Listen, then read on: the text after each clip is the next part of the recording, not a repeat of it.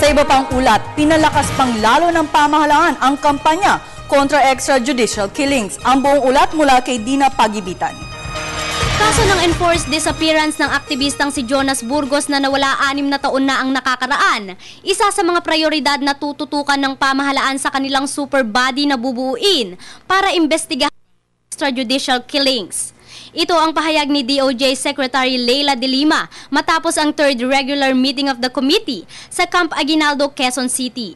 Ayon kay de Lima, inaprubahan na ni Pangulong Benigno Aquino III ang pagbuo ng Interagency Committee on Extralegal Killings, Enforced Disappearances, Torture and other grave violations of the right to life, liberty and security of persons sa ilalim ng Administrative Order No. 35. Nakalagay din po doon kung ano yung mga various teams na dapat i-create, investigation teams, monitoring teams, oversight teams, yung investigating teams to investigate unsolved cases, to investigate new cases, and then yung mga oversight teams to monitor pending cases, pending under investigation or pending before preliminary investigation or before trial.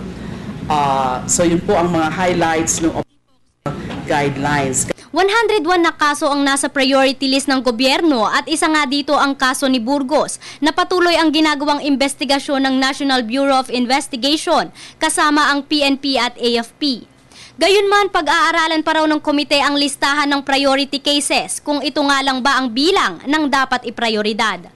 We cannot yet disclose them to you pending the completion or the finalization of the list. And as a matter of fact, even if we do have the final list already of the priority cases, we can only disclose them dun sa mga magiging progress reporting ng IAC. Nilagdaan din ng mga miyembro ng komite ang operational guidelines ng nasabing Interagency Committee. Kabilang sa mga lumagda ang departamento ng AFP, PNP, NBI, DILG at bilang mga observers lumagda rin ang Ombudsman at Commission on Human Rights. Bisyon ng Bayan, ako si Dina Pagibitan.